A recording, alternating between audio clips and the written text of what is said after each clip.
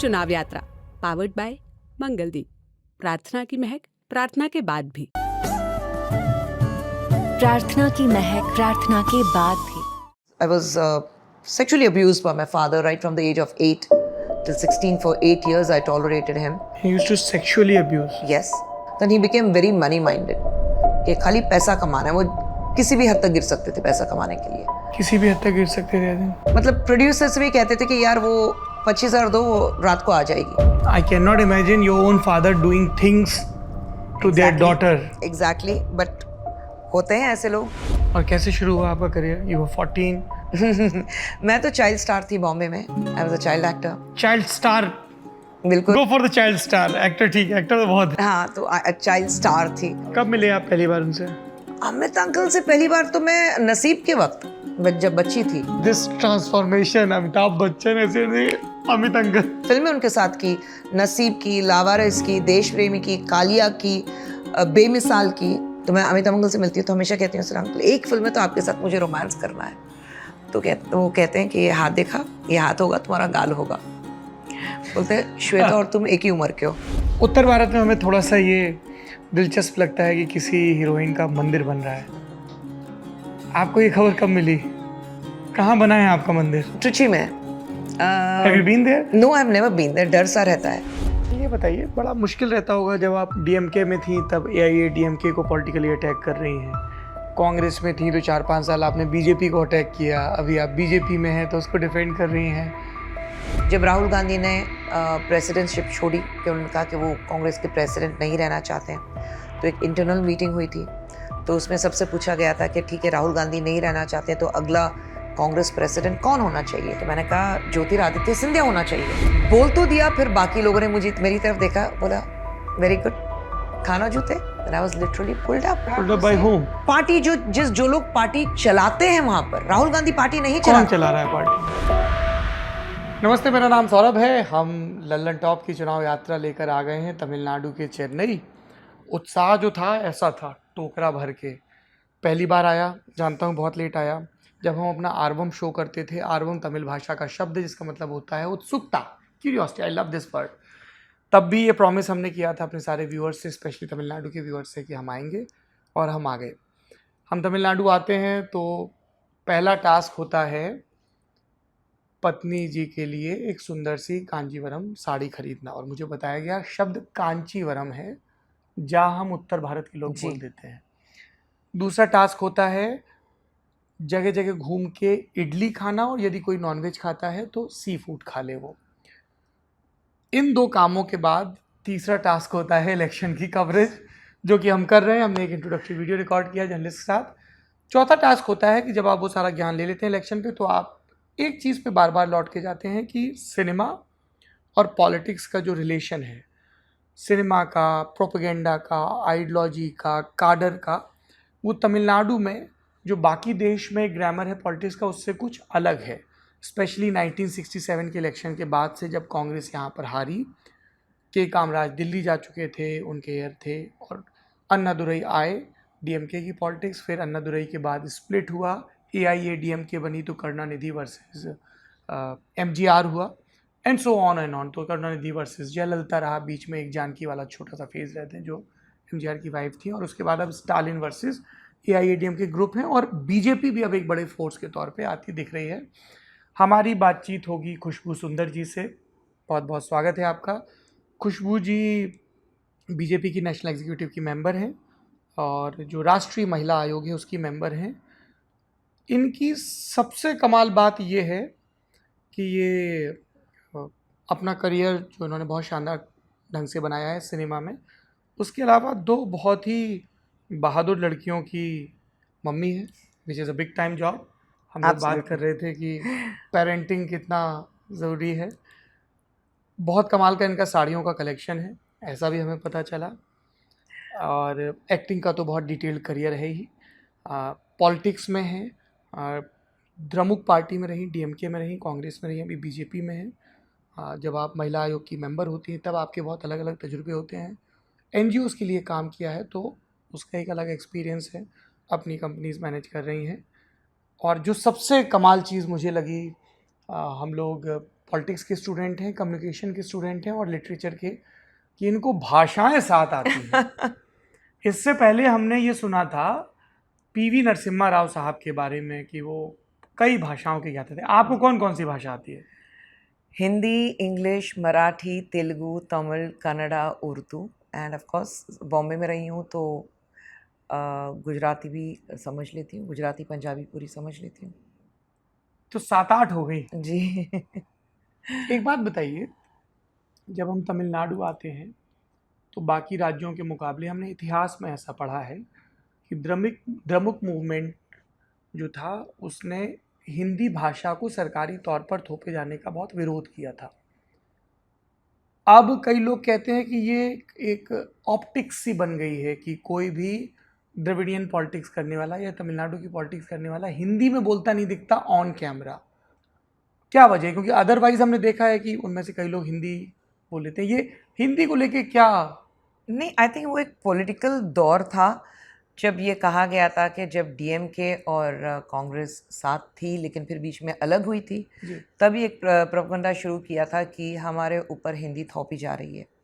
लेकिन अगर मैं आपको बताऊं कि आजकल जो आज के बच्चे हैं, आजकल के जो लोग हैं, वो कहते हैं कि यार शायद हम हिंदी सीख लेते तो अच्छा होता, क्योंकि आप एक जगह सहमत नहीं होते हो, आप बाहर निकल सकते हो। और आप जो भी हमारी जो द्रविडियन पार्टीज कहती हैं कि आप हिंदी थोपी जाती है हम पर, उनके तो सारे एमपीज दिल्ली जाके तो सबसे पहले हिंदी सीखते हैं, क्योंकि उनका केस ऑफ सर्वाइवल हो जाता है। वहाँ पर हिंदी नहीं सीखेंगे तो कैसे बोलेंगे? हिंदी तो सीखना ही है उनको। तो ये एक बहुत ही हिपोक्रेसी की बात हो जाती है कि हम हिंदी सीख लेंगे। उनके खुद के बच्चे जब स्कूल में पढ़ते हैं तो प्राइवेट स्कूल्स में पढ़ते हैं जहाँ पे हिंदी सेकेंड लैंग्वेज है। आपके चीफ मिनिस्टर जो हैं उनकी बेटी स्कूल चलाती है, सीबीएसई बोर्ड है, उसमें हिंदी कंपलसरी है। आप स्टालिन की बात जी। कर रहे हैं, उनकी बेटी का क्या नाम है? सिंधा मरे जी। तो वो स्कूल चलाती हैं। तो जब वो जितने भी डीएम के हैं, उनके जो स्कूल्स हैं, उनके जो कॉलेजेस हैं, तो उनके बेसिकल स्कूल्स जो हैं वो प्राइवेट स्कूल्स हैं, सीबीएसई बोर्ड से जुड़े हैं, स्टेट बोर्ड तो है नहीं उनके। तो उनके हिंदी तो कंपलसरी है, हिंदी तो सीखनी है उनको। तो ये मतलब बहुत ही कहते हैं ना कि हाइपोक्रिटिकली इनकी जो बैकग्राउंड है वैसी चलती रहती है कि हम कहेंगे कि हम पे हिंदी थोपी जा रही है, हमारे ही स्कूलों में हम हिंदी सिखाएंगे, लेकिन हम हिंदी का विरोध करेंगे। तो वो एक बहुत ही पॉलिटिकल ड्रामा बना के रखा हुआ है कि हिंदी के विरोध करेंगे हम। ऐसा वैसे कुछ है नहीं, सभी हिंदी जानते हैं, सब हिंदी बोलना जानते हैं। आपको कभी किसी ने सलाह दी कि अगर तुम्हें तमिलनाडु में अपना पॉलिटिकल फॉर्च्यून बिल्ड करना है तो हिंदी में मत बोलो, हमेशा तमिल में बोलो, या English and Tamil? They are fine with English but not, they are fine with even Hindi, they don't have an issue with Hindi, but not on public forums. No, not that people are scared that आप हिंदी में बात कर रहे हो, but I know the language. मैंने यहाँ पे तमिल भाषा सीख ली है, तो वो हिंदी बोलने की ज़रूरत नहीं पड़ती है। जैसे आप यहाँ से आप नॉर्थ जाएंगे तो कुछ लोगों को तमिल आती है, लेकिन आप ओवरऑल एक प्लेटफॉर्म पे आप तमिल में भाषा नहीं दोगे, क्योंकि बाकी सबको समझ में नहीं आएगी। तो वही है यहाँ पर कि समझ में तो आती है, कुछ एक बंच ऑफ पीपल है कि जिनको हिंदी समझ में आती है, हिंदी स्पीकिंग क्लैन है यहाँ पर, लेकिन बोलना नहीं चाहते बस। और ये बात उन लोगों पे भी लागू होती है जो अपने काम के सिलसिले में नॉर्थ इंडिया से, हिंदी स्पीकिंग एरियाज से तमिलनाडु में आते हैं। Please stop complaining about it कि यहाँ पे कोई हिंदी क्यों नहीं समझता है। थोड़ी सी कोशिश आप भी कर लो कि आप तमिल भाषा की बुनियादी जानकारी हासिल कर लो, because it's about your survival. Absolutely, I think be a Roman when in Rome. जब आप यहाँ आते हो तो आपको यहाँ काम करना है तो भाषा तो सीखनी पड़ेगी आपको, ना कि आप सोचोगे कि यार सामने वाला मुझे काम दे रहा है तो वो मेरी भाषा समझ ले। आप काम कर रहे हो तो आपको तो उनकी भाषा बोलनी पड़ेगी, तो सीखना तो और पड़ेगा। कितना कमाल होगा, आप तमिल भाषा सीख जाओगे तो आप दी मणिरत्नम की फिल्मों को जिस भाषा में उन्होंने सोचा है उस भाषा में देख सकते हो। बिल्कुल। या कल्कि समेत कई लोगों के आप नॉवेल पढ़ सकते हो, मैगजीन्स पढ़ सकते हो। So it will be wonderful. आपने कैसे सीखी तमिल? मैंने तो लोकेशन पे सीखी, क्योंकि मेरा ये था कि शुरुआत तो तेलुगु सिनेमा से हुई थी मेरी, और उस वक्त we are talking about mid 80s। Yes, 86 was my very first film in Telugu in south. How old were you? 16। Wow. तो जब मेरी शुरुआत हुई थी तो सारी की सारी साउथ इंडियन इंडस्ट्री चेन्नई में थी, उस वक्त मद्रास था। तो सारी की सारी इंडस्ट्री, मतलब तेलुगु और कन्नड़ा भाषा की? तेलुगु, कन्नड़ा, मलयालम, पूरी film industry, south film industry आपकी चेन्नई में हुआ करती थी। उसके बाद में ये हुआ कि अपने अपने स्टेट जाएंगे, तो वो 80s के बाद हुआ कि लेट 80s में Telugu cinema moved to Hyderabad, Malayalam cinema moved to Trivandrum, Kannada cinema moved to Bangalore, Tamil cinema stayed here. तो जब सारी शूटिंग यहाँ होती तो मेरी तो शुरुआत ऐसी थी कि I had to learn the language, क्योंकि जब तक मैं समझूँ नहीं मैं क्या बोल रही हूँ, ना मैं रिएक्शन दे सकती हूँ, सामने वाला जब कोई डायलॉग भी बोला था मैं तो ब्लैंक नहीं बैठ सकती, मुझे रिएक्ट करना है। तो वो बहुत ज़रूरी था मेरे लिए कि मैं भाषा सीखूं। और मैंने जो भाषा सीखी मैंने अपने वर्कर्स के साथ सीखी। मेरे लाइटमैन, मेरे स्टंट असिस्टेंट्स थे, मेरे डांसर्स थे, मेरे प्रोडक्शन बॉयज़ थे, तो वो लोग ने मुझे भाषा सिखाई। मतलब कोई वैसा नहीं था कि मास्टर जी आ रहे नहीं, हैं? बिल्कुल नहीं, वैसा बिल्कुल नहीं था। इंटरेस्टिंग। और इंडस्ट्री के लेवल पे स्विच करना कैसा था? But I mean you are very young, तो एक तो मैं ऐसे सोचता हूँ कि 16 साल का व्यक्ति काम कर रहा है, मेल और फीमेल और जो भी उनका प्रेफर्ड जेंडर हो, वही अपने आप में बहुत बिल्कुल, लेकिन उस वक्त तो यही था कि शुरुआत जल्दी करनी पड़ती थी आपको। अभी तो वक्त बदला है, तो कहते हैं कि यार 14-15 साल की उम्र तो बहुत कम है, क्योंकि मैंने जब हिंदी में शुरुआत की थी एज अ लीड मैं 14 साल की थी। उसके बाद मैं साउथ में आई, शुरुआत तो हिंदी फिल्मों में। 14। या I was just 14, I started in Hindi. तो अभी ये है कि आप 14 साल की उम्र में करते हो और जब तक आप 17 साल के पहुंचोगे 3 साल में आपका करियर ख़त्म है।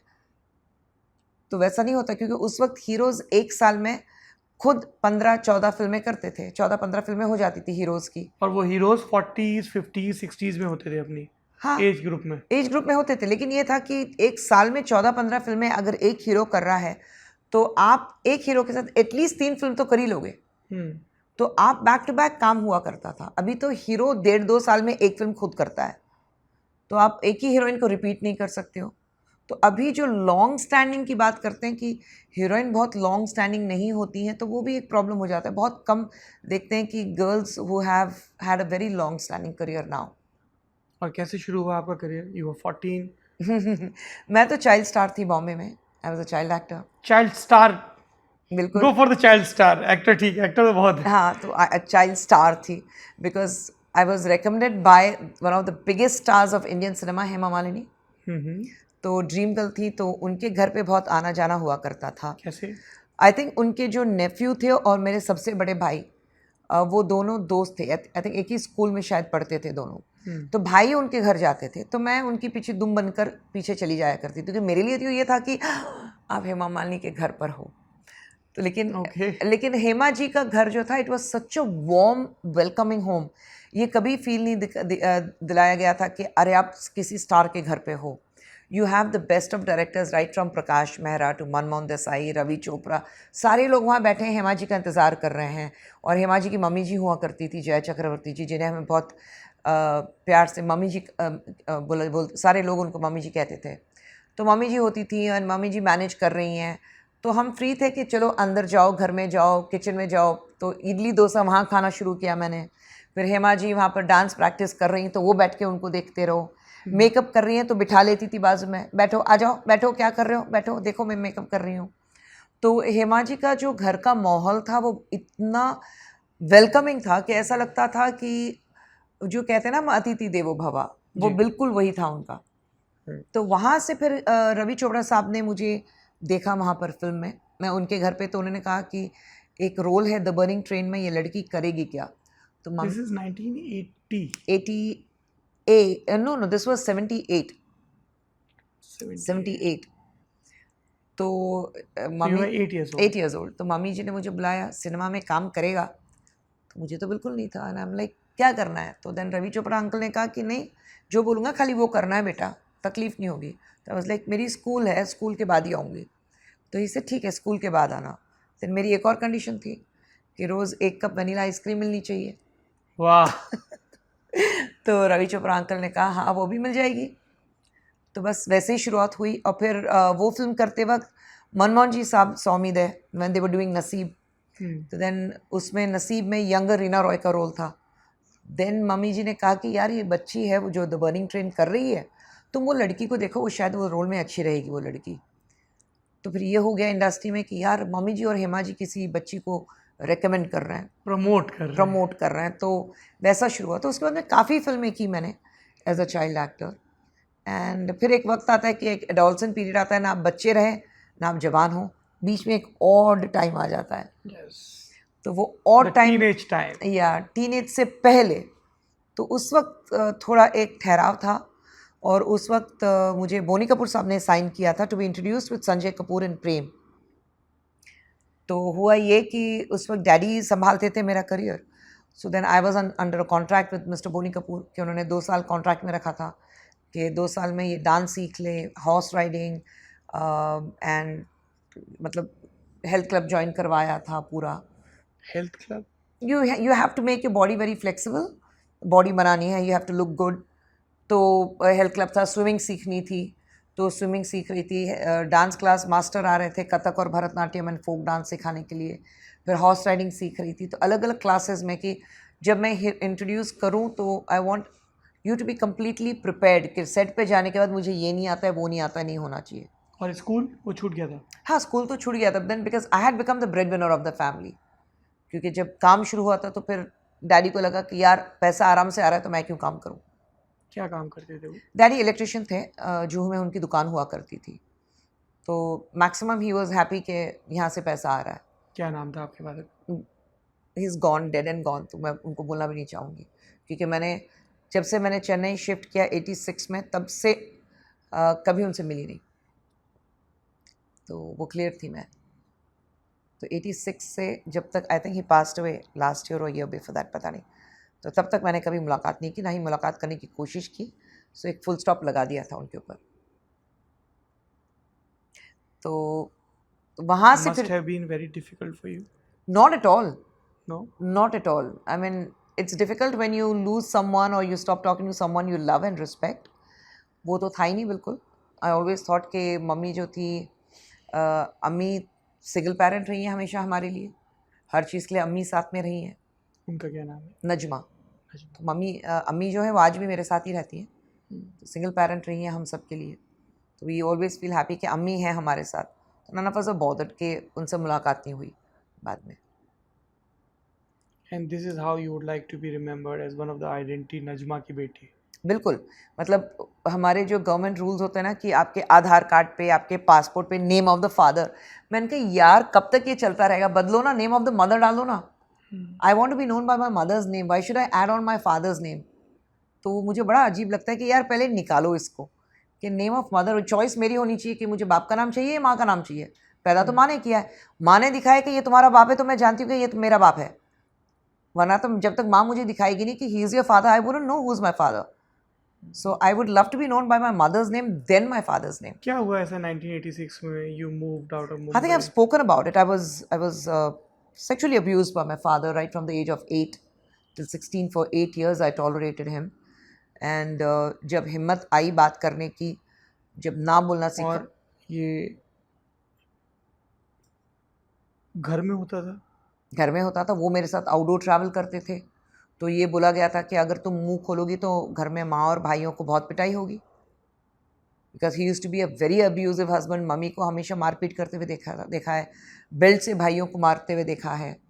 तो ये एक दिल में एक डर सा रहता था कि यार मैं कुछ बोलूँगी तो मम्मी की और भाइयों की पिटाई और होगी. एंड वो डर दिल में बिठा के रखा था. He used to sexually abuse. Yes.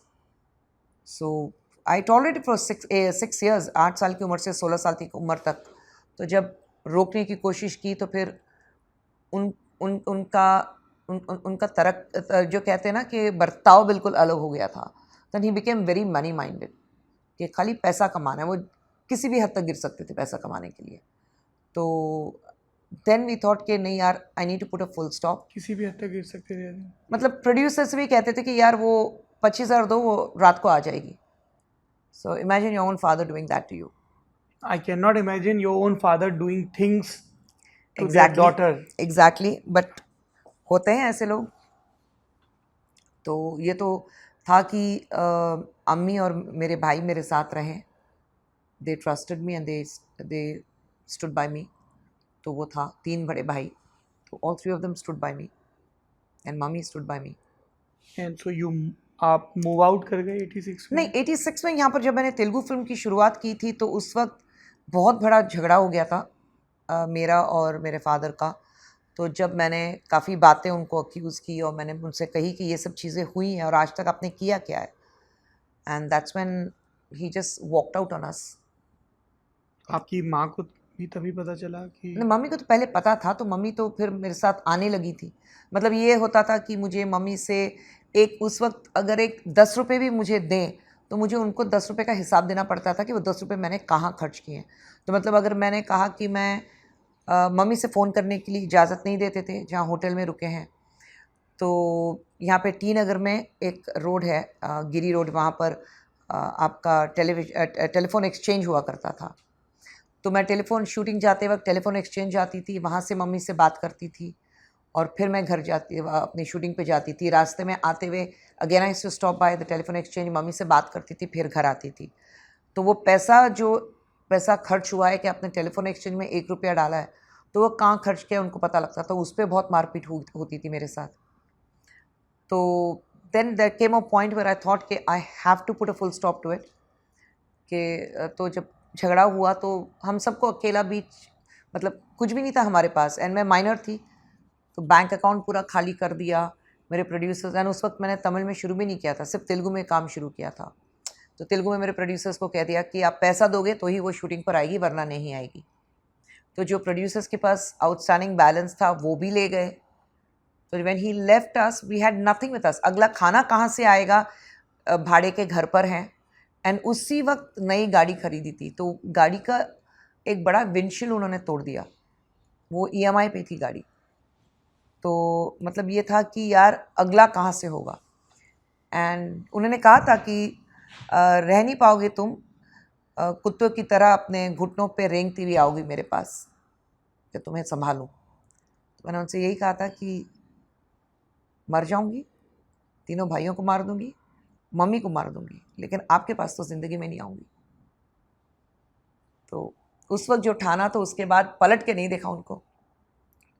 खुशबू जी, हम लोग पहली बार मिल रहे हैं। मैं जिस पेशे में हूँ, हम बहुत अलग अलग किस्म के किरदारों से बात करते हैं, पॉलिटिशियंस, ब्यूरोक्रेट, लिटरेरी फिगर।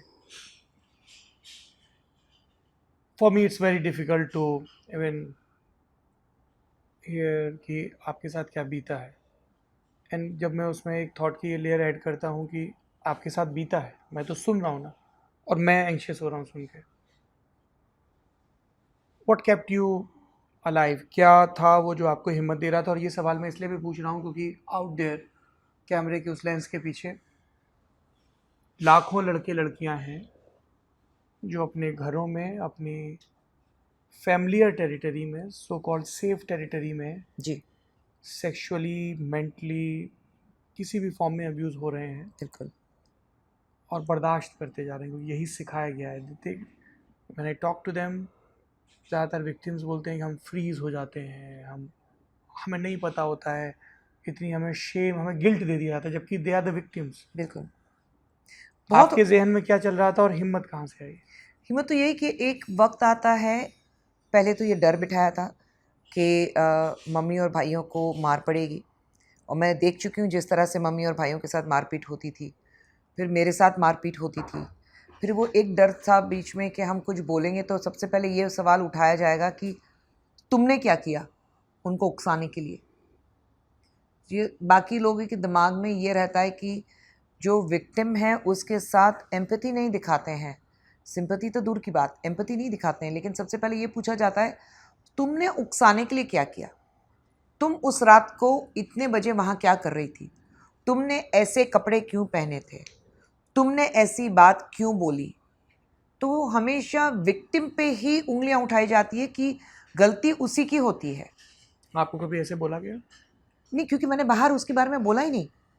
लेकिन जब मैं काफ़ी NGOs के साथ काम करती हूँ और काफ़ी जगहों पे देखती हूँ, सबसे पहले सवाल यही उठता है कि तुमने क्या किया था।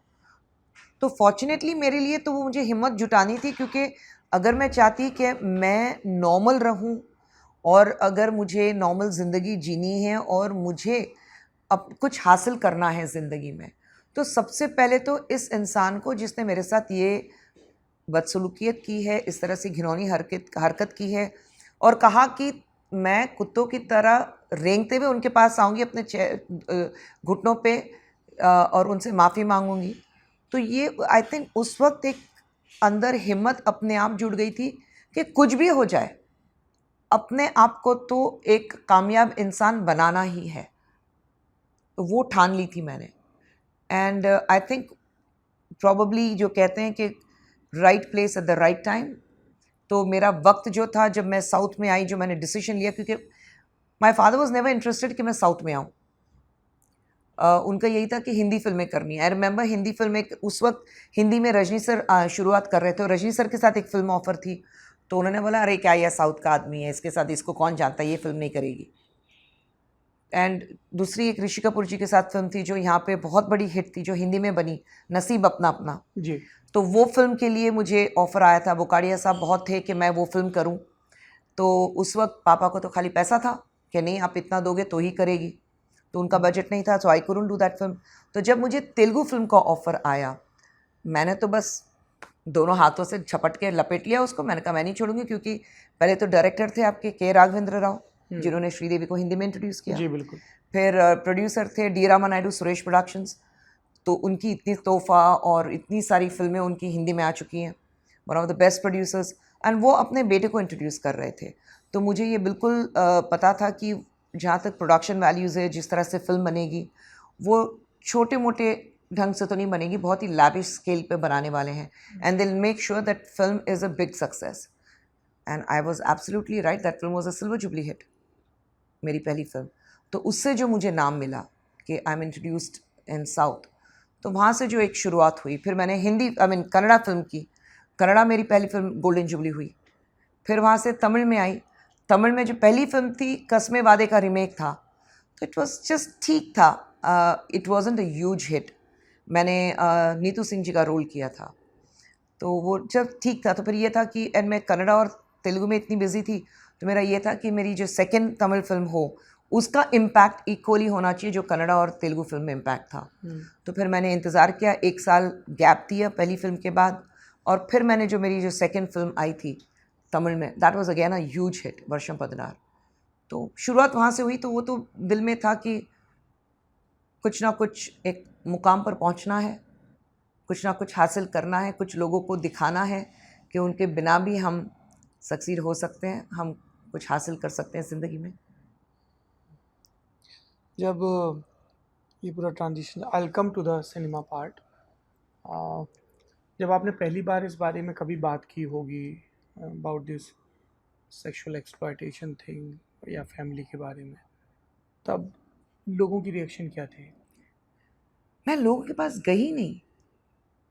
कब आपने पहली बार बात की? मैंने publicly? मम्मी से कहा था, मम्मी से कहा था। नहीं, एंड पब्लिकली आपने कब पब्लिकली बताया तो आई थिंक 2 साल पहले आई थिंक एक शो में थी मैं दिल्ली में, एंड मैंने पहली बार बरखा के साथ इस बात को सामने रखा था बातों बातों में। तो मैं और बरखा कनेक्ट हो रहे थे, because Barkha is also been through this kind of a sexual abuse अपने फैमिली मेम्बर के थ्रू। तो हम दोनों कनेक्ट हो रहे थे। उस वक्त मैंने पहली बार अपनी ये बात रखी। लेकिन मैं एक बरखा के शो पे ही एक बच्चों को एड्रेस कर रही थी जो 10th एंड 12th के बच्चे थे। And as a woman, as a mother, मेरे लिए बहुत ज़रूरी था, क्योंकि मैं जानती थी कि उस कमरे में जो हम ऑडिटोरियम में थे, काफ़ी ऐसे बच्चे हैं जो probably they are going through that same sexual abuse and बाहर बोल नहीं पा रहे हैं। तो it was important for me कि मैं उनसे कहूँ कि आपको शर्म नहीं आनी चाहिए कि ऐसा जो आपके साथ हुआ है, जिसने किया है उसको दुनिया के सामने फाश करना चाहिए और कहना चाहिए ये शर्म बिल्कुल बेशर्म इंसान है जिसने मेरे साथ ये हरकत की है। ये ज़रूरी हो जाता है, क्योंकि जब तक हम दिखाएंगे नहीं, वो इंसान, वो आदमी बाकियों को अब्यूज़ करता रहेगा। क्योंकि जब भी हम उसके बारे में नहीं बात करते हैं, चुप रहते हैं, उसके दिमाग में एक अजीब सी हिम्मत हम दे देते हैं कि यार मेरे बारे में बोल तो नहीं रहे हैं, ये बच्चा चुप है, वो बच्ची चुप है, बाकी सब भी चुप रहेंगे, क्योंकि गिल्ट उनमें है, मुझ में तो नहीं है, मैं तो करता रहूँगा। तो जब तक आप उनको दुनिया के सामने ला के नहीं रखोगे, वो आदमी अब्यूज़ करता रहेगा, उसकी हिम्मत बढ़ाते रहोगे आप। तो ये ज़रूरी था मेरे लिए कि उस बच्चों को, जो बच्चे उस कमरे में थे, उनसे मैं बात करूं। बिल्कुल बोलना बहुत ज़रूरी है। सिनेमा में आप आई तो मुंबई की इंडस्ट्री जिस तरह से काम कर रही थी, तब में कुछ फ़र्क है इनके काम करने के तरीकों में, या सब बाय एंड लार्ज सेम ही है? बाय एंड लार्ज सब सेम ही है, लेकिन मेरे ख्याल से south is far more organised, hmm, बहुत ज़्यादा ऑर्गेनाइज्ड है। मतलब इनकी जो शेड्यूल हम कहते हैं, हमारे जो स्टार्स भी हैं, कि आज भी आप रजनीकांत से कहेंगे कि सर सुबह 7 बजे की शिफ्ट है, आप मेकअप के साथ 7 बजे तैयार रहिए, तो आप देख सकते हो कि 6:45 दैट मैन इज़ रेडी। तो ये जो हमारे हम हमेशा कहते हैं कि I belong to the 80s, तो हमारी जो ओल्ड स्कूल है, तो वो इतनी हमारी जो स्कूल की शुरुआत रही है, जो हमें सिखाया गया है वो इतना अच्छा है कि आपको ये सिखाया जाता है सबसे पहले कि आपका काम आपका भगवान है, पहले उसकी पूजा करना शुरू करो आप। तो यहाँ पे जो सिस्टम है, इनका काम करने का ढंग है, जिस तरह से ऑर्गेनाइज्ड है, यहाँ पर दिखावा, शोर शराबा, पार्टीज़ वो ज़रूरी नहीं है हमारे लिए। पे पैरिटी तो हर जगह है, खाली यहाँ हिंदुस्तान में नहीं, तमिल में नहीं, तेलुगु नहीं, हिंदी नहीं, all over the world, everywhere. और इवन हम जब कहते हैं अमेरिकन फिल्म्स कहते हैं, जो हॉलीवुड कहते हैं, वहाँ पे भी हम बात करते रहते हैं कि पे पैरिटी तो है ही है, बहुत अलग ढंग से होती है। तो I am not even complaining about that. I think it's important कि आप जहाँ पर हैं वहाँ पर आप समझें कि आप कहाँ तक पहुँच सकते हैं।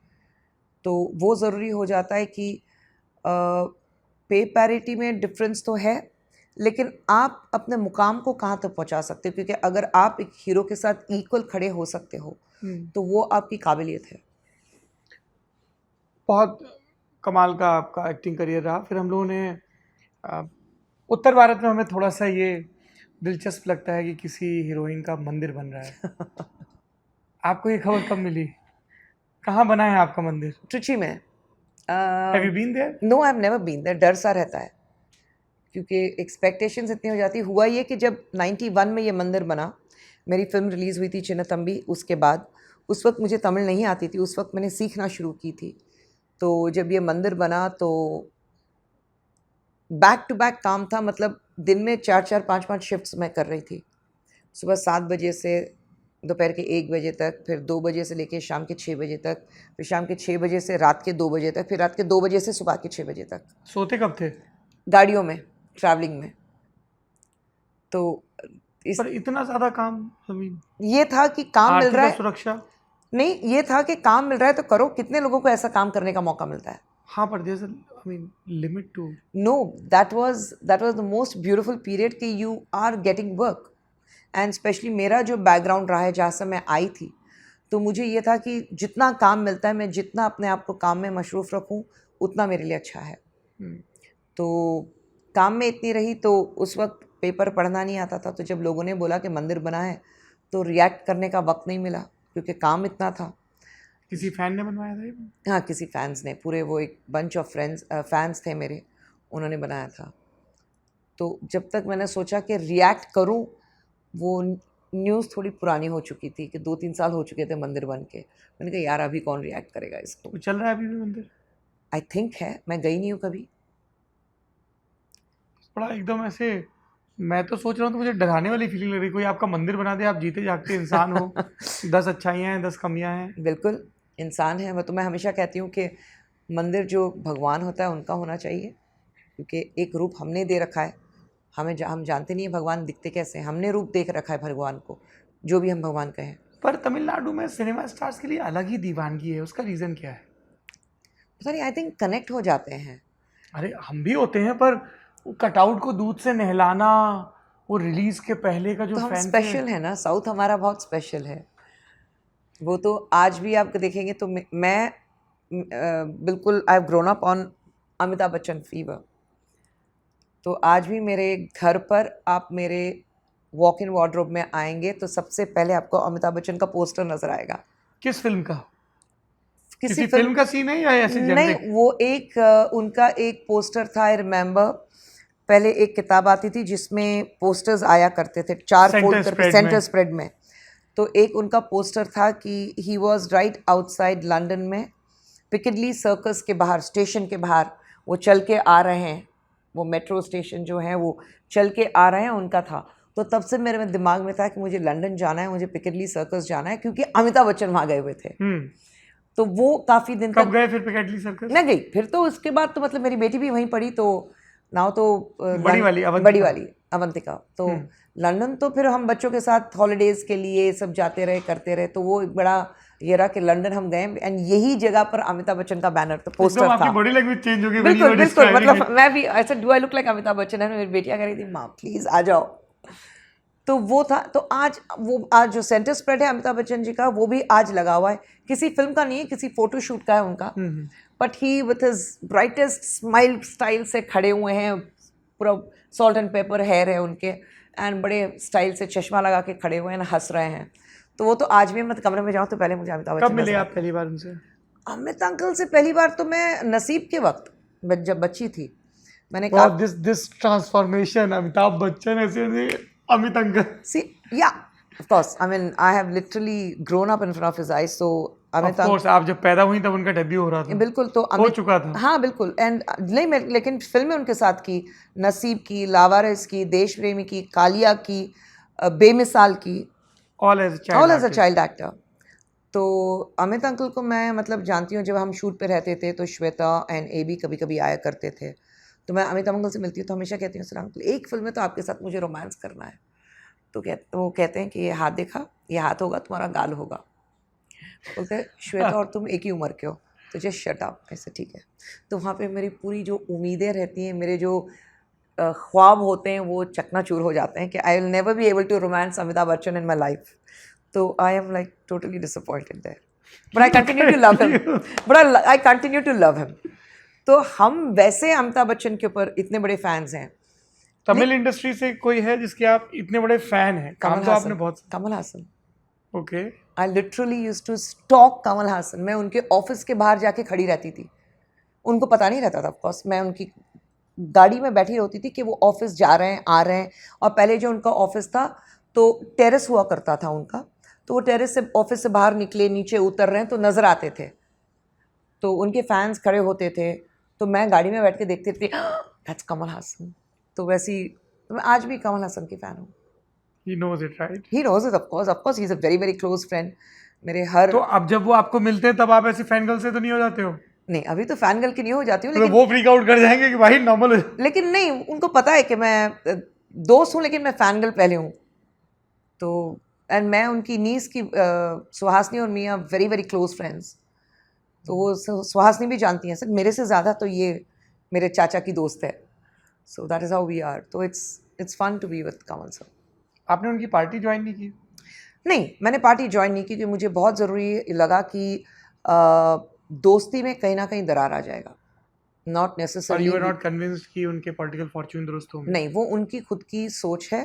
पॉलिटिकल पार्टी फ्लोट करना, पॉलिटिक्स में होना, वो उनकी सोच है। वो मैं कभी उनसे उसके बारे में मैंने डिस्कस नहीं किया। लेकिन उनकी पार्टी इसलिए नहीं ज्वाइन की क्योंकि मेरे लिए जो दोस्ती मेरे और उनके बीच है, वो सबसे ज़्यादा मेरे लिए अहमियत रखती है। कि मैं ये नहीं चाहूँगी। उन्होंने कभी नहीं कहा ज्वाइन नहीं, हमने कभी उस बारे में बात नहीं की। पॉलिटिकली हम दोनों अलग अलग हैं, वो भी हम जानते हैं। हम दोनों की सोच अलग है, वो भी हम जानते हैं। क्या है खुशबू सुंदर की सोच? क्योंकि if my memory serves me right, 2010 में आपने द्रमुक पार्टी ज्वाइन की? 2011 डीएमके। हाँ, 2010, या 2010 करेक्ट। दे रीच्ड आउट, उन्होंने अप्रोच किया था या आपने अप्रोच किया? मैंने 2007 में डिसीजन लिया था कि मुझे पॉलिटिक्स में जाना है। क्यों? पता नहीं कि 2005 में मेरा एक आर्टिकल था इंडिया टुडे में, where I was writing about AIDS, जो HIV पॉजिटिव विमेन हमारे तमिलनाडु में थी। और नामक्कल एक पॉइंट है हमारे स्टेट में कि जहाँ पर मैक्सिमम आपकी लॉरीज़ के ड्राइवर चेंज होते हैं। तो वो एक एरिया था जहाँ पर मैक्सिमम सेक्स वर्कर्स पाए जा रहे थे, एंड वहीं पर मैक्सिमम HIV अफेक्टेड लोग मिल रहे थे हमें। तो हम उस पर रिसर्च करके लिख रहे थे। तो आई वॉज टॉकिंग कि it's very important for women to protect themselves from any kind of sexually transmitted disease or unwanted pregnancy. तो उस वक्त कुछ पॉलिटिकल पार्टीज थी छोटी मोटी, हुआ मशरूमिंग देन। तो उन्होंने सोचा कि ये हमने ठेका ले रखा है कि खुशबू ने औरतों के बारे में, तमिल औरतों के बारे में कहा कि उनका दे आर कैरेक्टरलेस।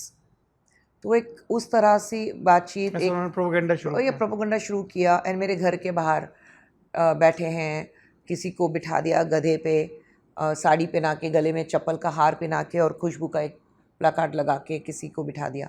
मैंने कहा यार उस बच्चे, उस इंसान के घर में माँ बाप हैं, उसकी बीवी है, उसके बच्चे हैं, उसको क्यों बना रहे हो जोकर? जिसकी पार्टी है वो पार्टी लीडर खुद गधे पे बैठे ना अपना गेटअप डाल के, दूसरे इंसान को क्यों कर रहा है? तो मुझे लगा कि प्रॉबली इनको जवाब देना है तो you have to be on the same platform. लेकिन मेरे हस्बैंड ने कहा कि अगर तुम कोई पार्टी, क्योंकि उस वक्त मेरे केसेस सारे 22 केसेस मेरे सुप्रीम कोर्ट में थे। 22 केसेस? जी, टोटली 46 केसेस थे मेरे, सेम क्राइम, यही, बिल्कुल यही क्राइम, जो कि क्राइम नहीं है। तो ये इसके लिए 46 केसेस थे, ऑल वो पॉलिटिकली मोटिवेटेड 46 केसेस थे, जो 24 केसेस वर क्वॉश्ड इन। और कौन से पॉलिटिकल फोर्सेस थे जो इसके पीछे थे? उनको पब्लिसिटी देना नहीं चाहूँगी, because they are part of different alliance में है अभी, तो उनको मैं कोई पब्लिसिटी देना नहीं चाहती हूँ। उनको खुद को पता है मैं किन के बारे में बात कर रही हूँ। They don't deserve me mentioning their names. Okay. तो ये हुआ कि फिर मेरे हस्बैंड ने कहा कि तुम अभी, क्या नाम है आपके हस्बैंड का? सुंदर। सुंदर, दैट्स व्हाई इट्स खुशबू सुंदर। जी। तो उन्होंने कहा कि अगर तुम कोई पॉलिटिकल पार्टी अभी ज्वाइन करती हो और अगर तुम ये केसेस सुप्रीम कोर्ट में जीतती हो तो यही लोग कहेंगे कि पॉलिटिकल पुल था, पॉलिटिकल सपोर्ट था, इसलिए तुमने ये केसेस जीते हैं। वो जीत तुम्हारी नहीं होगी। तो तुम केसेस जीत कर आओ, चाहे 2 साल लगे, 3 साल लगे, 5 साल लगे, तुम केसेस जीतो, उसके बाद तुम्हें जो पॉलिटिकल पार्टी ज्वाइन करनी है तुम ज्वाइन करो। थोड़ा सा यहाँ पे मेरी 1-2 पर्सनल क्वेरी है। आपका स्क्रीन नाम है खुशबू? हाँ जी। Your screen name? जी। तो ये स्क्रीन नेम कैसे डिसाइड होता है? आपका नाम क्या है? Nakhat. Nakhat, what does it mean? It means Khushbu. That's simple. या तो वही हुआ था कि बचपन में रवि चोपड़ा साहब ने ही मेरा नाम बदला था, क्योंकि उस वक्त तो of course B R Chopra uncle, they all Urdu पढ़ते थे, सब लोग लिखना जानते थे। तो जब नाम बदलने की बात आई कि नाम क्या है, तो नखत, तो मैंने कहा यार ये नखत तो कोई समझेगा ही नहीं। नखत बहुत पर्शियन नाम हो जाता है, निखत होता है उर्दू में। तो उन्होंने कहा कि ये नखत बहुत ऑड हो जाएगा, तो नखत का मतलब क्या होता है? तो बी आर चोपड़ा अंकल ने कहा था कि नखत का मतलब खुशबू होता है। तो फिर बोला ठीक है, इसको बेबी खुशबू कर दो ना, सिंपल कर दो। बेबी खुशबू। हाँ, तो वैसे ही उसी नाम से फिर शुरू हुआ, तो वही नाम कंटिन्यू रहा मेरे लिए। लेकिन ऑफ कोर्स मेरी फैमिली, मेरे स्कूल वाले अभी भी मुझे नखत के नाम से ही बुलाते हैं। तो नोबडी कॉल्स मी खुशबू, घर वाले सब नखत ही कहते हैं। तो जब आप लोगों ने शादी की, आज की तारीख में कई बार ऐसा होता है कि इंटर रिलीजन लोग मैरिज कर रहे होते हैं या इंटर कास्ट भी मैरिज कर रहे होते हैं, तो रिश्तेदारों के और सोसाइटी के सर्टेन ग्रुप्स केओस क्रिएट करते हैं। मैं आज भी, मेरे ईमेल पे बहुत सारे ऐसे मेल रोज़ आते हैं, रोज़ ऑनेस्टली, जिसमें लोग कहते हैं कि मैं इस जाति का हूँ, मेरी गर्लफ्रेंड इस जाति की है, या मैं इस जाति का हूँ, मेरा बॉयफ्रेंड इस जाति। हम शादी करना चाहते हैं लेकिन घर वाले नहीं मान रहे क्योंकि कास्ट अलग अलग है। और ये मेल नहीं, अदरवाइज भी हम अपने इर्द गिर्द देखते हैं। बहुत सक्सेसफुल लोग हैं, कोई डॉक्टर है, कोई इंजीनियर है, कोई जर्नलिस्ट है, और ये एक अवरोध आ रहा है। और रिलीजन तो एक बैरियर और आगे है। आपको कोई इस तरह का, आपको या आपके पति को बैरियर झेलना पड़ा? बिल्कुल नहीं, लव मैरिज है। शादी से पहले 5 साल तक वी वर इन लव, और उसके बाद शादी हुई। इससे हमें कोई दिक्कत इसलिए नहीं हुई बिकॉज मेरी फैमिली की तरफ से इट वाज क्लियर कि मेरे सबसे बड़े भाई जो जिनकी शादी हुई थी, it was an arranged match, so he was married to a Muslim. दूसरे भाई जो हैं, he is married to an Indonesian who is converted into a Christian, and मेरे भाई खुद बैप्टाइज्ड हैं। और वो ईसाई हो गए? हाँ, जो सबसे छोटे भाई हैं, मतलब जो मुझसे सिर्फ 1.5 साल बड़े हैं, वो भाई he was married to a Malayali Christian. तो मम्मी का यही था कि तुम लोग प्यार तो करते हो, लेकिन कल को अगर तुमने ये कहा कि नहीं वो किसी और मज़हब की है, इसलिए शादी तो मैं मुस्लिम से करूँगा, प्यार इससे कर लूँगा, लेकिन शादी किसी और से करूँगा, तो वो लड़की घर होगी, तुम सब लड़के बाहर होंगे। एंड वही रूल मुझे लागू हुआ। यार एकदम बिल्कुल #रिस्पेक्ट नज़मा आंटी हो रहा है ये तो। वही रूल मुझ पर लागू हुआ था। प्यार ठीक है, लेकिन कल को, and the first thing my mom asked कि कल को रिलीजन के नाम पे कोई प्रॉब्लम तो नहीं क्रिएट होगा तुम्हारे घर से। सुंदर वाज वेरी क्लियर, इसे नहीं, डिसीजन मेरा है, वो कुछ नहीं होगा, मुझे पता है। तमिलनाडु से है? हाँ बिल्कुल, प्रॉपर तमिलियन। कहाँ से? वो कोयम्बटूर से हैं। कोयम्बटूर से, अरे मैं वहीं जा रहा हूँ अभी हाँ, उसके आप तो बाद। वहीं जा रहे हैं, तो मेरे जी। ससुराल जा रहे हैं आप।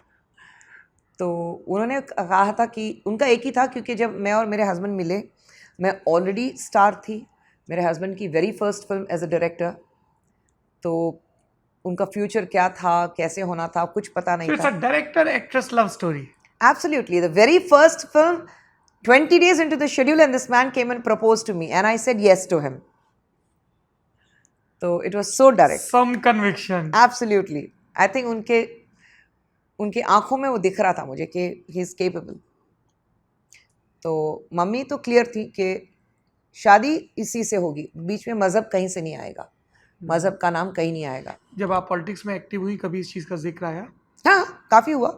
किसी ने कहा कि मैंने मज़हब बदला है, I am born Muslim but I converted into to Hinduism, and that is when I am Khushbu Sundar is my name. I said there is something called marriage special act, special marriage act. तो वो special marriage act है, तो उसके तहत हमारी शादी हुई है, स्पेशल मैरिज एक्ट। तो हमें कभी फ़र्क ही नहीं पड़ा है कि and we got married in according to Hindu customs. ये कभी नहीं था कि अरे यार हिंदू निकाह भी करना कस्टम्स है। में ये है भी नहीं कि आपको अपना मजहब हाँ, बदलना बिल्कुल होगा नहीं है, शादी करने के लिए। बिल्कुल नहीं। तो ये भी नहीं था कि आपको निकाह करना है, ऐसे शादी एक ही है, चाहे हिंदू की तरफ से करो या मुसलमान की तरफ से करो, शादी तो एक ही है, रहना तो एक ही इंसान के साथ है। तो हिंदू कस्टम्स के हिसाब से शादी हुई, हमने स्पेशल मैरिज एक्ट में साइन किया, वो करना ज़रूरी था। जब दो अलग अलग धर्मों के लोग शादी करते हैं और सिविल कोर्ट में वो जाते हैं तब ये एक्ट आता है। इसका एक पूरा प्रॉपर प्रोसीजर है, नोटिस दिया जाता है 28 दिन का या शायद कुछ, बिल्कुल और उसके बाद वहाँ रजिस्ट्रार के सामने शादी होती है। स्पेशल मैरिज एक्ट बोलते हैं इसको। जी। तो बस उसके तहत शादी हुई। पर ये धर्म तो बहुत व्यक्तिगत चीज़ है ना, आपने कन्वर्ट किया नहीं किया वो आपकी इंडिविजुअल चॉइस है। जैसे आपके भाई हाँ, ने एक बिल्कुल। इंडोनेशियन शादी की, वो क्रिश्चियन हो गए, हाँ। आपने एक हिंदू से शादी की, तो वो पॉलिटिकल डिस्कोर्स में कैसे आता है? पॉलिटिकल डिस्कोर्स में इसलिए आता है कि जब मैं कांग्रेस में थी तो इस तरफ से उठाते थे कि अरे आप मुसलमान हो, आपने हिंदू से शादी की। किस तरफ से, मतलब किस तरफ बीजेपी की तरफ से बातें हो रही थी कि यू आर नखत खान, आपका रियल नाम नखत खान है। तो मैंने कहा हाँ है, तो उसमें मैं क्या करूं? I love to add my husband's name to my name Sundar, and आप तो मुझे खुशबू के नाम से जानते हो, मेरी शादी तो खुशबू के नाम से अब हुई आप है। बीजेपी में आ गई, तब वो नेता तो क्या वो कहते हैं? कांग्रेस वाले नहीं, अभी पॉलिटिकली तो मैंने एक चीज़ सीखी है पॉलिटिक्स में, कोई आपका परमानेंट दुश्मन भी नहीं है, कोई परमानेंट दोस्त भी नहीं है। और ये बात मुझे सिखाई गई थी कलिंगर ने। सो डॉक्टर कलिंगर ने मुझे बात सिखाई गई थी। तो अभी इस तरफ हूँ तो यहाँ पे कांग्रेस वालों को तकलीफ होती है। अच्छा, वहाँ जाते के साथ ही आप खुशबू सुंदर हो गई हैं, आप हिंदुइज़्म की बात करती हैं, आप ये भूल गई हैं कि आप मुस्लिम हैं, आप इस्लाम आपको मानना चाहिए। मैंने कहा फ़र्क क्या पड़ता है यार तुमको, मैंने किससे शादी की, चाहे मेरा नाम नखत खान हो या खुशबू सुंदर हो, it's my choice which name I would like to be known as.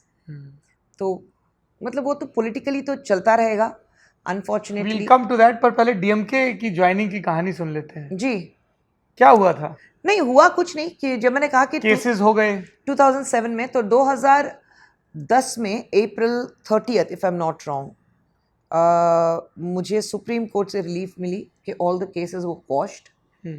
And मैं लंदन में अपने बच्चों के साथ हॉलीडे पे थी, and my lawyer called up from Delhi and she said कि केस आपके फेवर में सारे केसेस क्वॉश हुए हैं। And supreme court came down very heavily, जिन्होंने मेरे खिलाफ केसेस दर्ज किए थे उनको ड्रेसिंग डाउन मिली गई थी।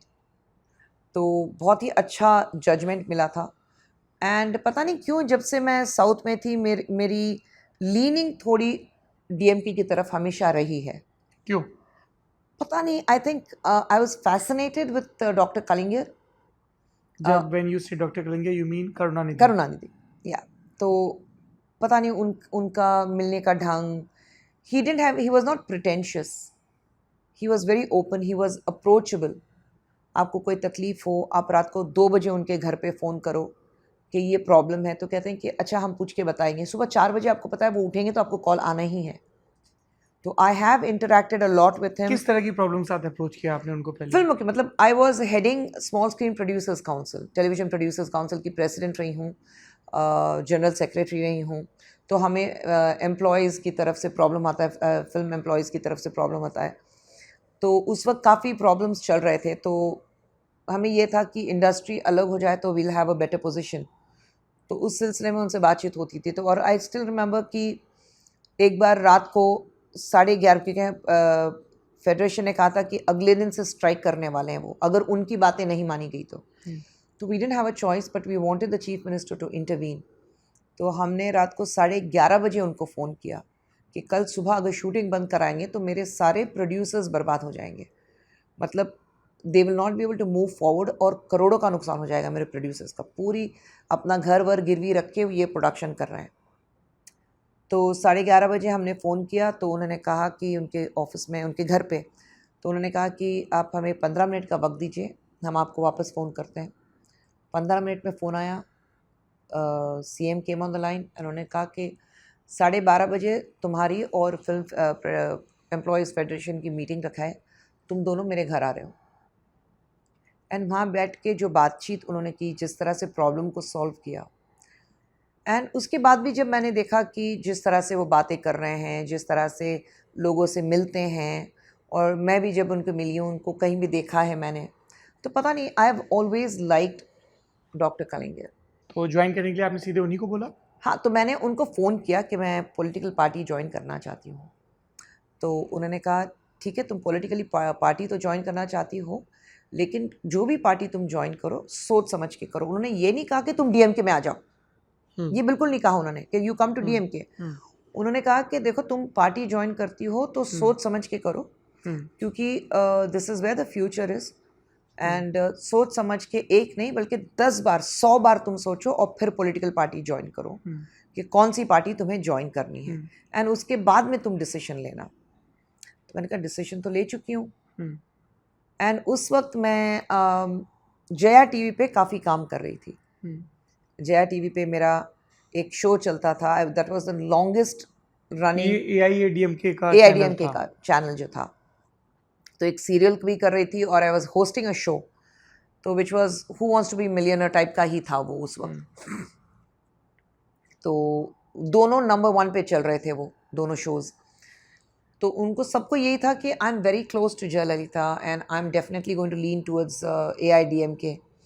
तो उन्होंने बोला कि सोच मैं, मैंने डिसीजन तो ले लिया है कि मुझे कौन सी पॉलिटिकल ज्वाइन करनी है। तो उन्होंने कहा ठीक है, उनको भी यही था कि मैं वहीं जा रही हूँ। तो उन्होंने कहा ठीक है, all the very best, very good, लेकिन कभी भी मेरी ज़रूरत पड़े तो मुझे फ़ोन करना। ऐसे आपकी ज़रूरत है इसलिए फ़ोन कर रही हूँ, मैं आपकी पार्टी ज्वाइन कर रही हूँ। तो वो थोड़ा बोले तुम DMK ज्वाइन कर रही हो? ऐसे जी मुझे आपकी पार्टी ज्वाइन करनी है। बोले तुम काम वहाँ कर रही हो? ऐसे वो काम है, that is my work, but I think I am more leaning towards DMK, मेरी सोच। तो मैं DMK When join. you made this announcement, Jayalalithaa के कैंप से किसी ने आपको अप्रोच किया? नहीं, लेकिन मेरे दोनों प्रोग्राम्स एब्रप्टली बंद हो गए थे overnight. That was their approach. But that was quite पर अंडरस्टैंडेबल। अच्छा, ये बताइए, क्योंकि आप तो अब इतने वक्त से हैं, व्यूअर्स ये रखते हैं कि यार मैं DMK का कार्डर हूँ, मैं जय TV के सीरियल नहीं देखूंगा, ऐसा होता है ऐसा क्या? कुछ नहीं होता फिल्में, मतलब आप कार्डर वार्डर अपनी जगह, सीरियल पसंद आ रहा है तो देख रहे हैं। बिल्कुल आप कहीं भी रहें, जो लोग आपसे प्यार करते हैं वो वैसे के वैसे ही रहेंगे। The genuine fans who love you, who respect you, वो वैसे के वैसे ही रहेंगे। जैसे मैं कहीं भी रहूं, DMK जैसा भी पॉलिटिकल कैंपेन के लिए भी निकलती हूं, तो हम DMK की जो एक ऑफिस है वहाँ से भी गुजरते हैं, तो अंदर से लोग बाहर आते हैं, नमस्ते कहते हैं, हाथ हिलाते हैं, तो वो तो चलता रहता है। अभी जैसे मेरा ये पॉलिटिकल कैंपेन जो तमिलनाडु में मैंने अभी शुरू किया, मैंने बिल्कुल कलिंगर के घर के सामने से शुरू किया, क्योंकि उनके घर के सामने मंदिर है, तो शुरुआत अच्छी होनी चाहिए करके मंदिर से मैंने शुरू किया, जो उनके घर के बिल्कुल दहलीज पर है वो मंदिर। तो उनके घर से सारे लोग बाहर आए, non atheist and temple, absolutely उनके दहलीज पर है वो मंदिर। तो वहाँ से शुरुआत की, तो उनके घर से सारे लोग बाहर आए, हाथ हिलाए, कैसे यहाँ बात कर रहे थे उनके घर के वर्कर्स, पुलिस, सब लोग, आप ठीक है ना, बहुत वक्त हो गया आपको मिलके। तो कोई दुश्मन नहीं है। फिर छोड़ी क्यों DMK? छोड़ी इसलिए क्योंकि मैं ऐसी जगह नहीं रह सकती जहाँ पर मुझे लगता है कि जो लोग बात करते हैं कि डिग्निटी एंड सेल्फ रिस्पेक्ट, अगर वो नहीं दे सकते हैं। उदाहरण से समझाइए, हुआ क्या था? हुआ ये Because था, they say you were asking for Rajya Sabha ticket नहीं, और आई प्लम थिंक पोस्टिंग। नहीं, आई थिंक 5 साल उस पार्टी में रही हूँ, ना मैं ऑफिशियल स्पोक्स पर्सन थी पार्टी की, ना किसी पोजीशन में थी उस पार्टी में। I was happy to be part of DMK बस. And you were asking for Lok Sabha ticket in 2014? नहीं, बिल्कुल नहीं. That's what they say. They have lot of things to say. अगर मुझे लोकसभा की सीट लेनी थी तो मैं कभी भी ले सकती थी, but I was not at all there for that. मुझे काम करना था. क्या कहा जा रहा था आपके बारे में? You said कि they were things नहीं, which were being said. उनका एटीट्यूड ये था कि एक जो मेल डोमिनेशन होती है, एक जो डर सा हो जाता है कि एक औरत है जो इंटेलिजेंट है, जो बहुत हिम्मत रखती है, जो क्राउड पुलर है, मीडिया अटेंशन उसको मिल जाता है, वो आती है तो वो फ्रंट पेज पे होती है, हम फोर्थ पेज पे होते हैं, तो एक इनसिक्योरिटी सी बढ़ जाती है उन सब में. ये सेकंड रंग के लीडर्स में थी या स्टालिन में भी थे? सेकंड रंग के लीडर्स में थी. स्टालिन में नहीं थी? स्टालिन में नहीं थी, बिल्कुल जब नहीं आपने थी. पार्टी छोड़ने का फैसला किया उन्होंने नहीं कहा कि यू शुड नॉट गो? नहीं, उन्होंने नहीं कहा. प्रॉबेबली उनके ऊपर ये एक दबाव था, उनके दिमाग में ये डाला गया था कि अरे यार वो तुमसे आगे निकल जाएगी, शायद उनके दिमाग में डाला गया था. बट मैं जब तक मैं DMK में रही हूँ, मैंने देखा है that Stalin was a good worker. And मैं हमेशा कहती हूँ कि Is he a good chief minister? No, he is not. You're saying that because you are in BJP? No, not because of that. That man does not think on his own. He allows others to run his mind. Who are these others who are running The Tamil second Nadu rung government? leaders. The second Can rung you name leaders. them? They're not important. They're not important. Clearly they are important enough if they can manipulate chief They can. minister So like Stalin. that's the saddest part, that you allow the second rung leaders to manipulate you. But you are saying that Stalin is being manipulated. He is absolutely manipulated, and he knows that himself. I'm sure he knows that. He is not a dumb man. When is the last time आपकी Stalin से कब मुलाकात हुई आखिरी बार? I think किसी event में ही मुलाकात हुई थी. मतलब मुझे जो इज्जत देनी है मेरे चीफ मिनिस्टर को, पॉलिटिकली हम अलग हैं. मैं बहुत ज़्यादा उनकी निंदा करती हूँ. जब मैं स्टेज पे रहती हूँ मैं उनको डायरेक्ट अटैक करती हूँ, क्योंकि जो गलत है सो गलत है.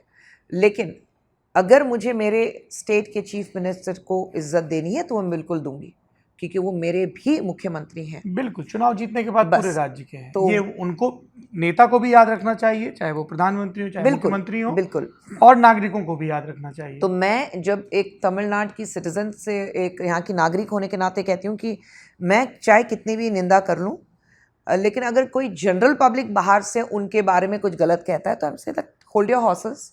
आई have known that man for 5 long years and is quite a reasonable man. तो इसलिए अभी लगता है कि what has happened to him, हुआ क्या है उनको.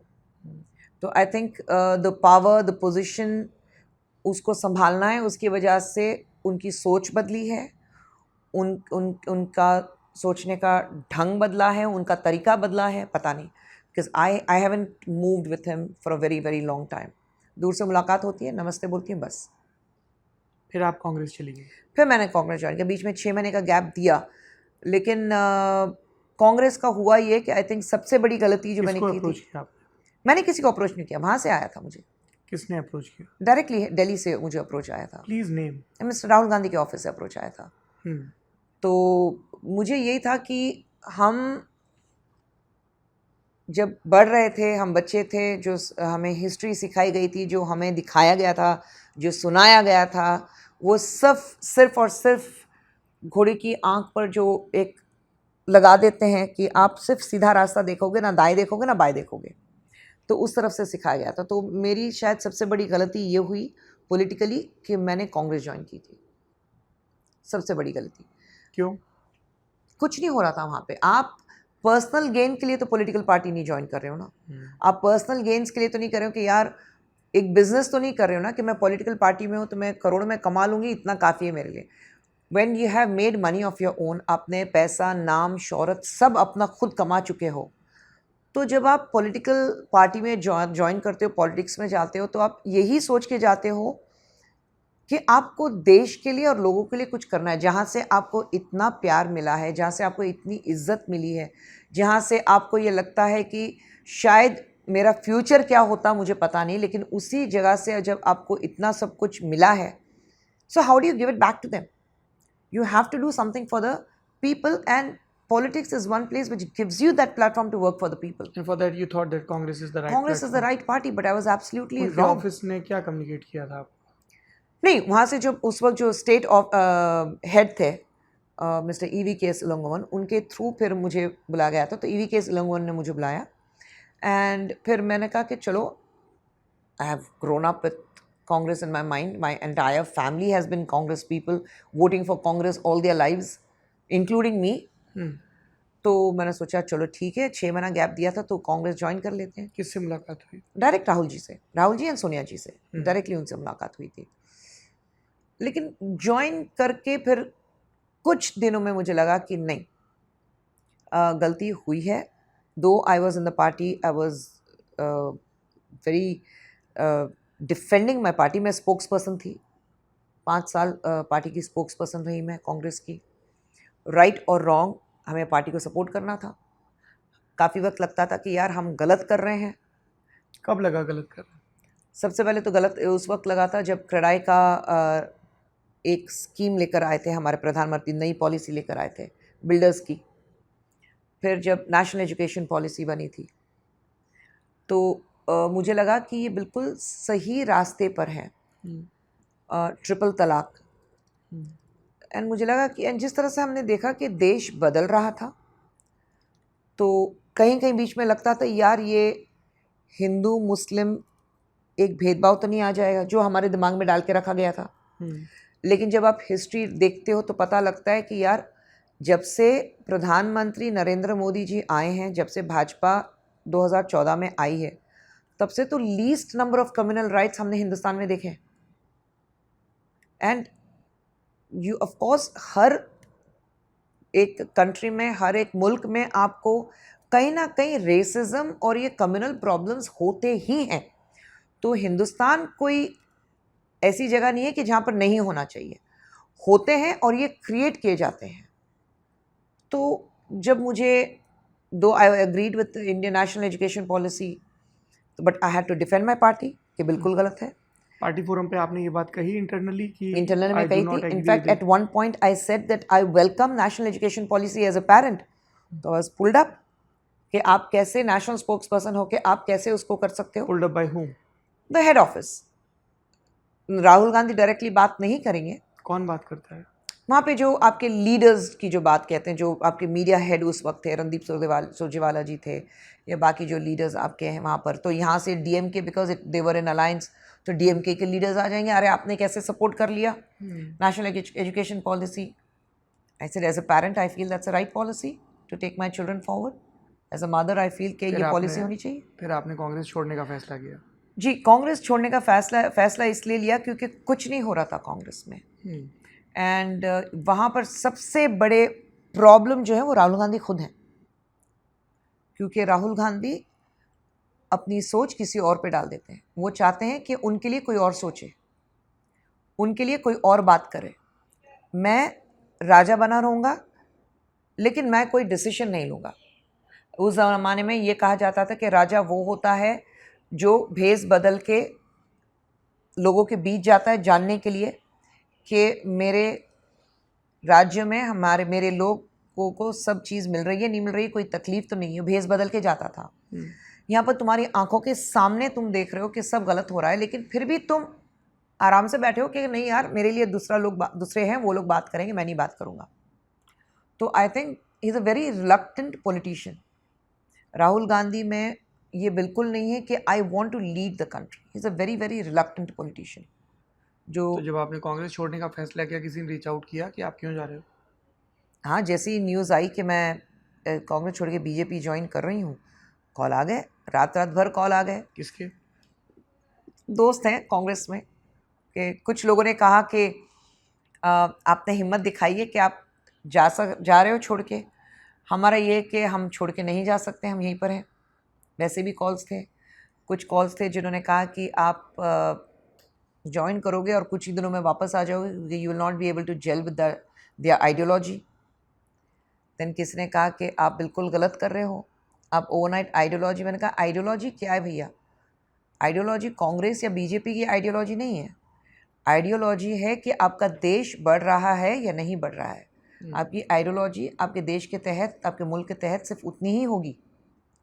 तो जब आप 2014 से देखते हैं जिस तरह से देश आगे बढ़ा है, I don't think I see anybody taking the country forward the way Prime Minister Narendra Modi does.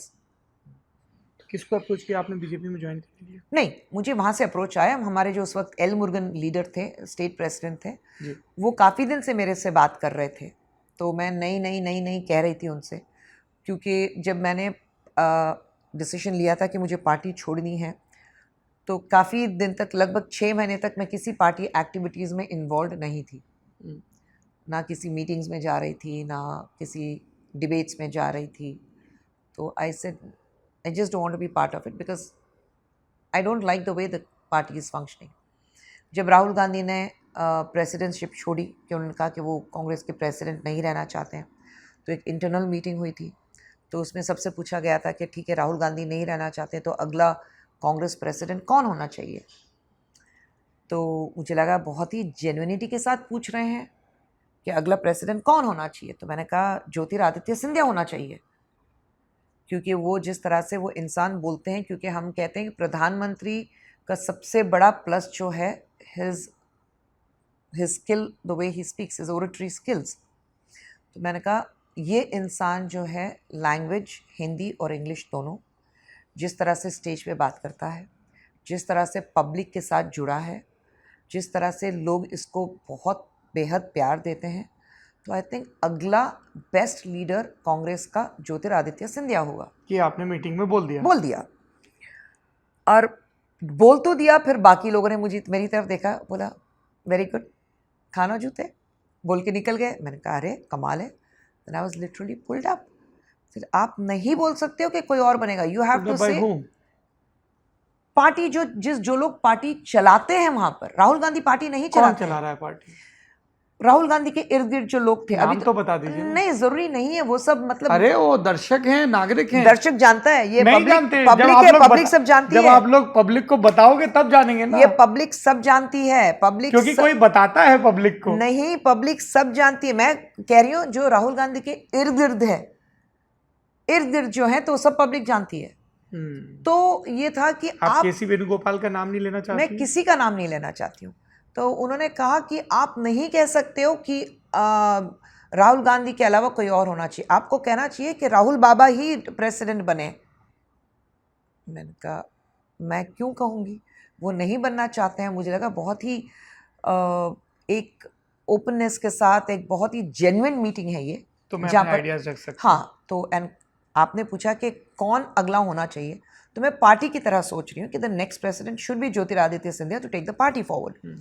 अभी आप देखें ना कि राहुल गांधी के जो करीबी लोग थे वो कोई नहीं है अभी उनके साथ, ना ज्योतिर है, ना मिलिंद है, ना जतिन है, ना कोई नहीं है, कोई नहीं उनके साथ। तो बस एक सचिन पायलट बचे हैं जब तक भी है। तो वो बेचारे अभी अटके हुए हैं, कब तक अटकेंगे पता नहीं। तो इस तरह से तो मुरुगन साहब ने आपको अप्रोच किया, तो मैंने कहा यस, मैं ज्वाइन करना चाहूँगी।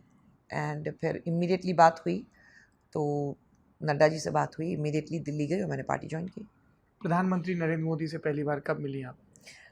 एयरपोर्ट पे जब वो चेन्नई आ रहे थे, तो रिसेप्शन टीम में मैं थी, तब पहली बार उनसे मिली। जो पहली बार मैंने देखा, तो मतलब मैं बहुत ही उनको इतनी बार देख चुकी हूँ, लेकिन जब पहली बार टीवी पे देख चुकी हूँ, लेकिन जब पहली बार मिली तो ऐसा लगा कि here comes a leader who means business.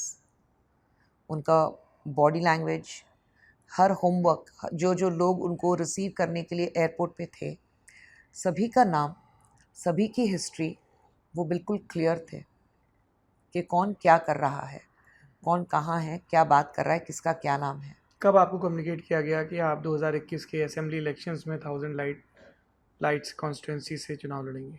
2 दिन पहले, इलेक्शन अनाउंसमेंट के 2 दिन पहले। और बीजेपी तो अपनी तैयारियों के लिए जानी जाती है। मैं चेपॉक ट्रिप्लेकिन की इंचार्ज बनी थी। मुझे दिसंबर में, कोविड का पीक टाइम था, तो दिसंबर 2020 में मुझे चेपॉक ट्रिप्लेकिन का इंचार्ज बनाया गया कि आप वहाँ की देखभाल करोगे। तो वहाँ पर एक ऑफिस लिया हमने, एंड वहाँ पर रोज़ सुबह शाम रात भर हम काम करते रहे, लोगों के बीच जाते रहे, ऑफिस में मिलते रहे, लोगों से बात करते रहे, बूथ मीटिंग्स करते रहे। तो ये दिमाग में बिल्कुल नहीं था कि आप इलेक्शन लड़ने वाले हो, आप चुनाव लड़ने वाले हो, या आपको लड़ने का मौका देंगे। तो क्योंकि ये बड़ी जिम्मेदारी थी कि आपको एक कॉन्स्टिट्यूंसी का इंचार्ज बनाया गया है, तो वो कॉन्स्टिट्यूंसी मजबूत करनी है, हम्म, चाहे आप लड़ो या कोई और लड़े, पार्टी को जिताना है उस एरिया से। तो उसके लिए हमारी रोज़ मीटिंग चलती थी, 3 महीने तक हमारी मीटिंग चली। फिर suddenly out of the blue कहा गया कि शायद आप लड़ेंगी। तो मैंने कहा शायद मैं यू वर लड़ूंगी। सरप्राइज्ड? ये आई वॉज टोटली सरप्राइज। मैंने कहा कहाँ से लड़ूंगी, आपको पता लग जाएगा। तो मैं टीवी देख रही हूँ घर में एंड कैंडिडेट की लिस्ट अनाउंस हो रही है, तब मुझे पता लगता है कि I am going to fight from 1000 light. तो हमारे पास कुछ शायद हार्डली 18 या 20 दिन थे 1000 लाइट में काम करने के लिए। तकलीफ हुई इतने बड़े अंतर से हारी पहला ही चुनाव? ना, बिल्कुल नहीं, मेहनत बहुत की। मैं सुबह 6 बजे निकलती थी, रात को 11:30-12 बजे घर पहुंचती थी, 10 बजे तक अपने, और मैंने पूरी की पूरी कॉन्स्टिट्यूंसी नंगे मतलब पैरों पे चली, ना गाड़ी में ना किसी में, एक एक घर गई, एक एक जगह गई।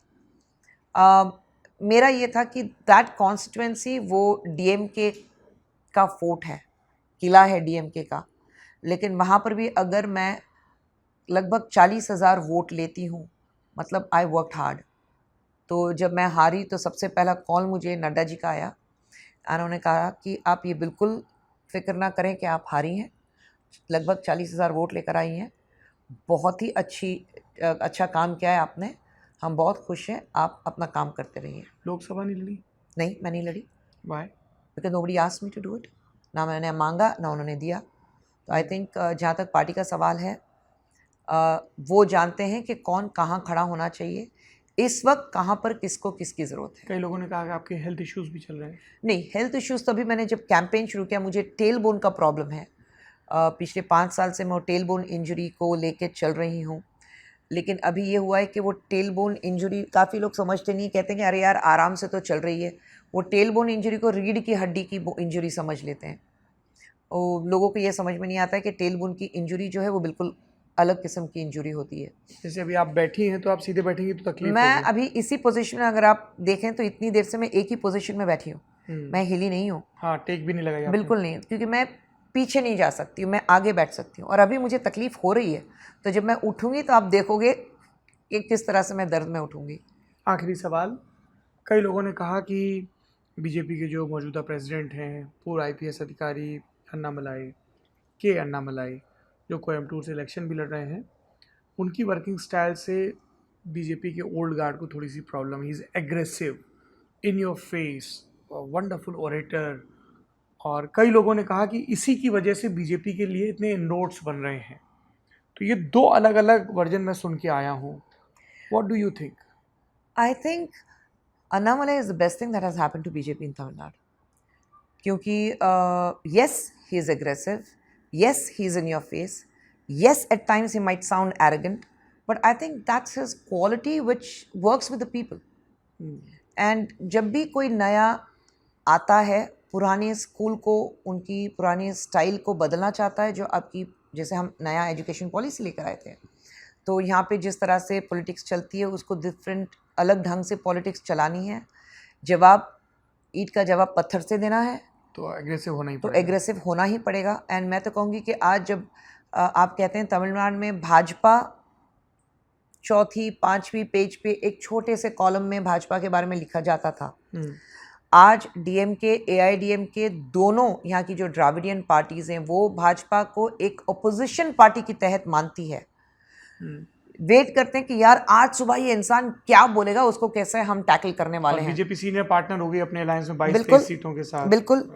तो जब ऐसा होता है तो I think we have arrived. आज आप देखते हैं तमिलनाडु में जो इलेक्शन चल रहे हैं तो वो 2 द्राविडियन पार्टीज के इलेक्शन नहीं चल रहे हैं, it's a triangle. Yes. BJP is very positively present, so you don't even see Congress. It's DMK, AIDMK, BJP. पर आप लोगों के लिए क्या मतलब, आप लोग पॉलिटिकली एआईएडीएमके को तो अटैक करते नहीं होंगे क्योंकि आपके साथ अलायंस में थे।